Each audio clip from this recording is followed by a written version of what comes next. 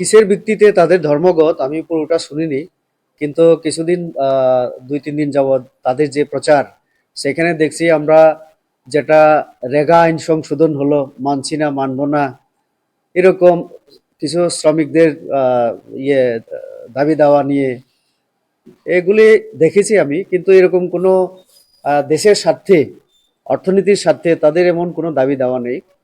তো তার জন্যই তাদের এই যে বন্ধ, এটা তাদের বোধহয় ট্রেডিশনাল, প্রত্যেক বছর তাদের একটা রুটিন মাফিক করতে হয় একটা বন্ধ, যার মাধ্যমে তারা জানান দিতে চায় যে বামপন্থীরা আছে দেশে।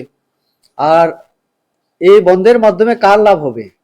তারা শ্রমিকদের স্বার্থের কথা বলে, কৃষকদের স্বার্থের কথা, সাধারণ মানুষের। তো একদিন যদি বন্ধ হয়, অফিস বন্ধ, কারখানা বন্ধ, স্কুল কলেজ সমস্ত যদি বন্ধ হয়, তো লাভটা, কাজও বন্ধ হবে। রেগার শ্রমিকরা তারপরে দৈনন্দিন যে কাজ করেন অন্যের বাড়িতে, অন্যের জায়গায়, তাদেরও কাজ বন্ধ হবে। তো একদিনের ইনকাম বন্ধ হবে। তো লাভটা কাদের জন্য? কাজেই আমি বলবো, আমাদের এই যে বন্ধের মাধ্যমে সমস্যার সমাধান আমরা দেখি না। দেশের দেশের সরকার আমাদের শ্রমিকদের জন্য, কৃষকদের জন্য ভাবছেন।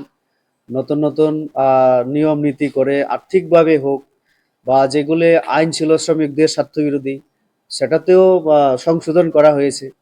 তো কাজেই বামপন্থী এবং তাদের সাথে যারাই আছেন, এটা দেশের অর্থনীতিকে পঙ্গু করে দেওয়ার জন্য, স্তব্ধ করে দেওয়ার জন্যই।